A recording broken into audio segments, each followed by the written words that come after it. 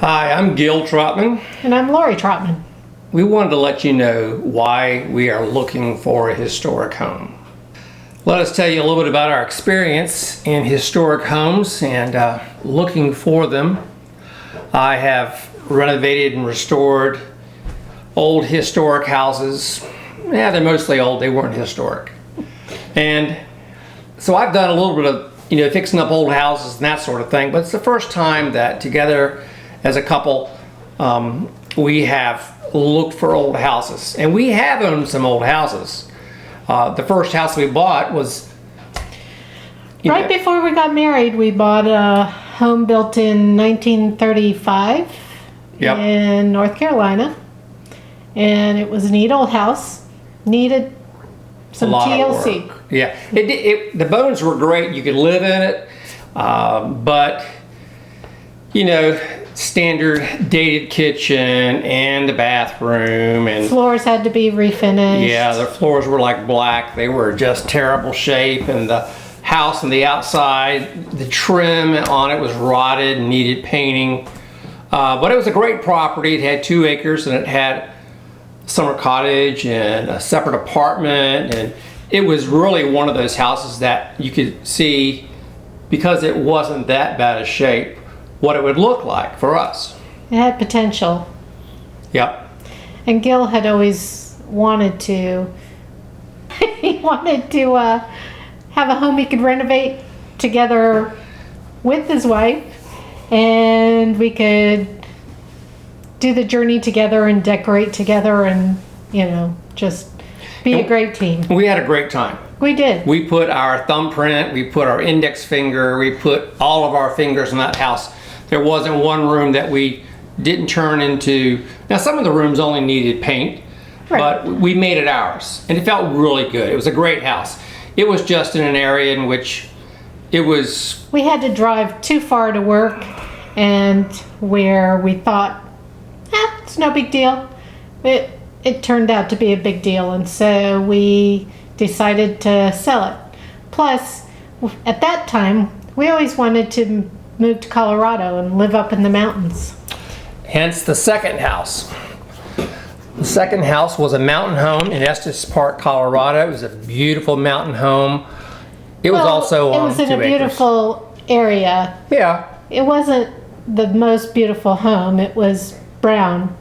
Brown and brown. As everything is, it seems to be in the mountains. Well, they want the houses to kind of blend into the mountain scenery and, not stick out, so you don't see colorful homes there. No, but we found out it wasn't our cup of tea. It was built like in the mid-'80s or something, and I don't know, it just didn't have that vibe to it. Yeah. I would have liked to have redecorated it and did some classic, what do you call it? Mountain classic rustic decor and all, but it still wasn't exactly what we needed, and our business was still here in Virginia. Yep. So we ended up moving back to Virginia. Correct. And we looked for a long time, looked at a lot of houses. We decided we wanted to go back to something that was really old. So we found a house in Norfolk in an older section of town called Ghent. They're known for houses that are like 100 years old. But the difference on that one is somebody had already done a wonderful job. Oh, it was beautiful. Of restoring and updating that house. We didn't have to do one thing to it. It was built in 1900, and so in the basement you could still see where the coal chute was, and there was a lot of really neat architectural detail that we just fell in love with, and everybody just was like, wow, you really lucked into it. The only problem was we didn't get to really put our own thumbprint on it. And no, it's sort of like taking a brand new car and going, okay, I want to repaint this car and do all this other stuff to a brand new car, and it just didn't make sense to do that for us. So we sold our business and we sold our house and we moved to the central part of Virginia. Near the mountains again. because we really enjoyed the mountains of Colorado, but we have family in Norfolk and close by, and so we didn't want to move so far. So we bought a lot, and we thought we could build our own home. Yep. It was going to be, it wasn't going to be a big, huge mansion or anything, but it was going to have a really custom design that we really loved.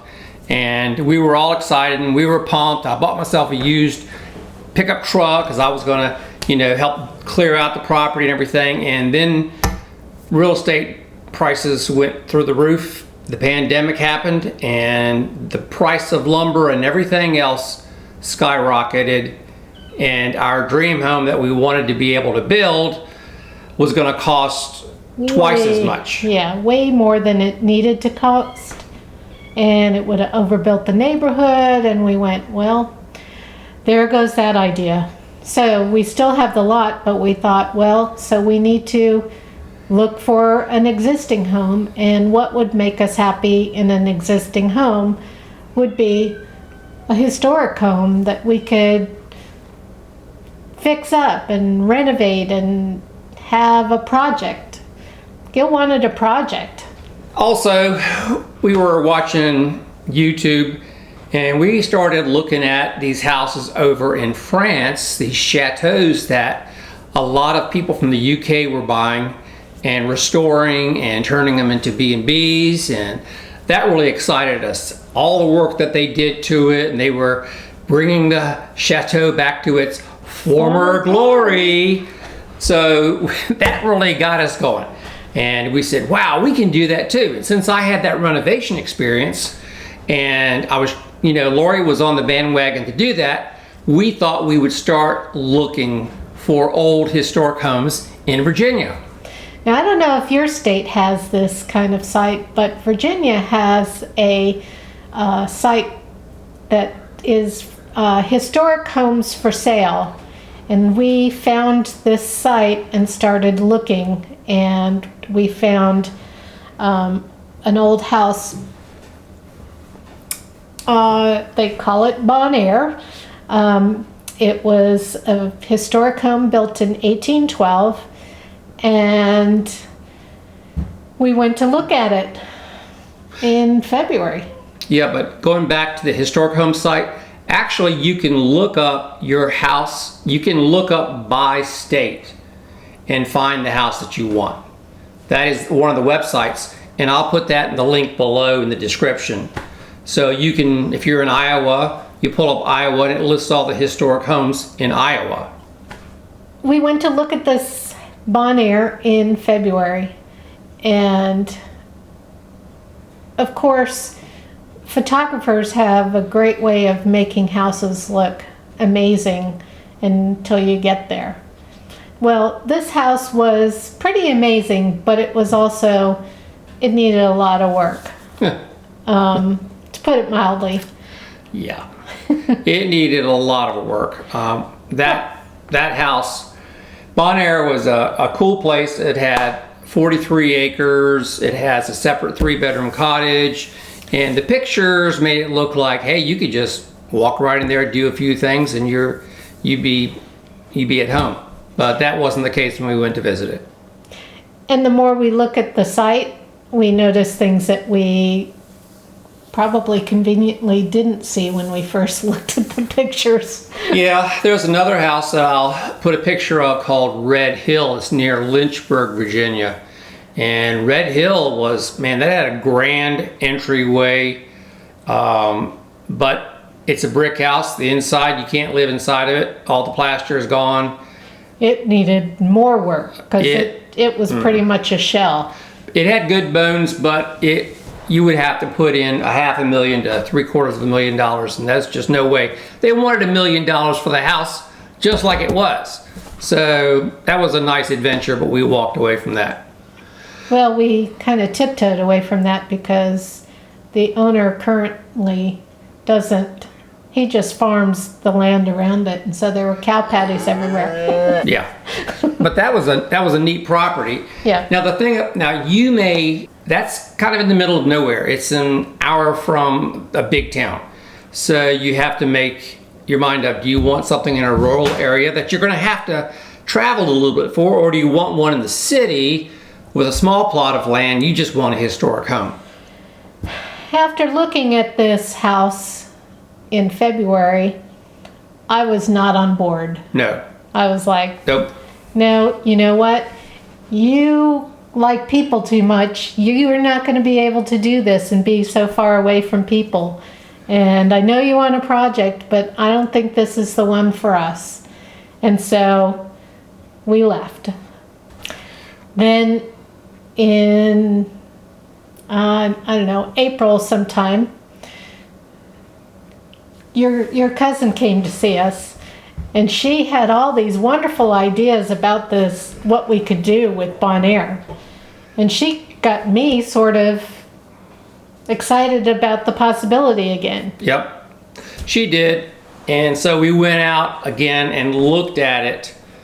But we looked at it, Second time. yeah, the second time after we went to Red Hill, that one that we just talked about. And I had a paradigm shift. Yeah, all of a sudden he was like, okay, we can go now. And we still hadn't really finished looking at. No, I was ready to walk. I was And- like, I can't do this. It's too much work. They want too much money. It's way out in the middle of nowhere. And he didn't think that I could handle it. No, I didn't, for sure. I didn't think this would be something that you'd want to do. So I changed my mind and we walked. And we told the agent, we're done with Bonaire. We don't want to see it again. Yep.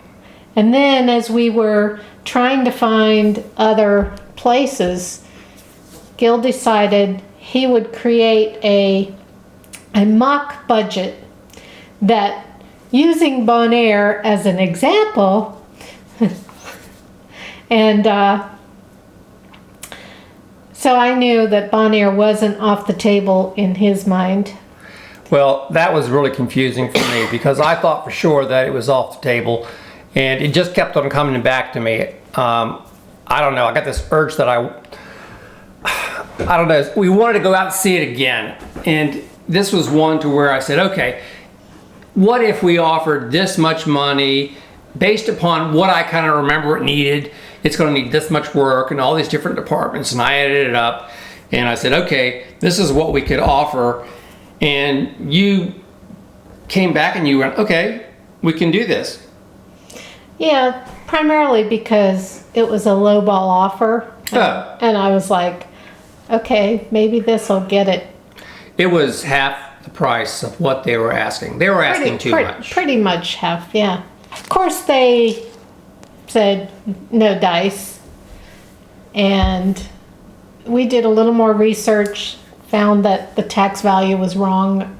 And so we looked at our budget again and figured Yeah, out. I had it saying, okay, if we offer this much based on what it needs, you know, and or this much or this much. So we came back and we raised it a decent amount. To the max that we felt comfortable we could do. Yeah, with not one penny more though. Right. And if they'd have said no, That would have been done. we walked. Yeah. And, but we did go back and see it again before we did this. And this was early May. And it was overgrown. It's like just the spring of rains, the grasses and the bushes. And Nature took it over. Yeah. Nobody's been living there, you know, for almost a year, and nature came back with a vengeance, and everything was growing over top of everything. So it was kind of crazy, and we realized, okay, well, it is what it is, but we'll make this offer, and if they take it, they take it. If they don't, they don't. But we need to know this week because we were leaving for a 1-month vacation in Europe. Yep. And we were like, we got to do this, and if they don't answer, well, then we'll just take it as a no. And this was our once-in-a-lifetime vacation that was put off 2 years because of COVID. Yeah. And so we went off and we didn't think anything about it. And we were in Europe for about, 2 weeks. yeah. And then we get, And I get a text from our agent going, you might want to surprise Gil, but the sellers have approved your offer. You weren't very surprised. I didn't tell him right away because I was like, I do not want to deal with this on my vacation. So I'm not going to tell him. But I couldn't not tell him. So I told him. And we went back and forth a few times with our agent. And then ultimately I put my foot down and said, no, you know what? Tell them they're going to have to wait till we get back because we really need to see the property one more time, which was part of the statement we had made to them as to why we needed to know before we left on vacation, is because we wanted to see it again. And I wanted to make sure that I had not missed any major areas that needed renovation and money-wise, so we needed to see it one more time. They weren't happy because the sellers finally came down and they thought they'd sold it, but we needed to see it. So we said, hey, you're gonna wait, you have to wait 2 or 3 weeks till we can get back, look at it again, and if we still like it, then we'll strike that off of that amendment off there and we'll buy it. You have to buy it at the right price. If you buy it at the wrong price, doesn't matter. You can't cheat the renovations. You can't cheat yourself on doing that. So we went back, we saw it again. I brought my architect and I got a structural engineer to look at it just to make sure that there weren't any major costly items that I had missed. And they said, nope, this seems like a great deal. We'd buy it if it was us. Now, we didn't initially put in that we wanted a home inspection on it because Gil being a former contractor, and we knew we would have a structural engineer come out there and do that first. We knew there was so much work to be done on this that a home inspection wasn't necessarily going to be prudent for us. But both of us, unless you are a contractor, or unless you have that kind of knowledge and fortitude, I would certainly recommend that you put it in your contract to have a home inspection so that you know what you're getting into. And this vlog is going to be about historic homes that need some work. They're not for like the house that we owned in Norfolk that was totally all done. You've got to know that the major systems are okay, or if they're not, what they're going to cost to get up to speed. Right. If you're buying a historic home that just really needs to be painted and maybe a kitchen redo or a bathroom redo, that's one thing. But you got to know that what you're getting into as far as the big expenses. So just because we didn't do a home inspection, don't just not have a home inspection. Really get a good amount of counsel before you decide whether to do one or not. Now, we were ready. We had everything checked out and we signed the contract and they agreed to it. So now we have a contract on this house. Yay! Great. Now, what's next? There's money, I guess. We've got to get financing for it. And that's something we'll go into on our next vlog. So if you like this video, make sure to hit subscribe and to hit the notification bell so you'll be notified when we upload new videos.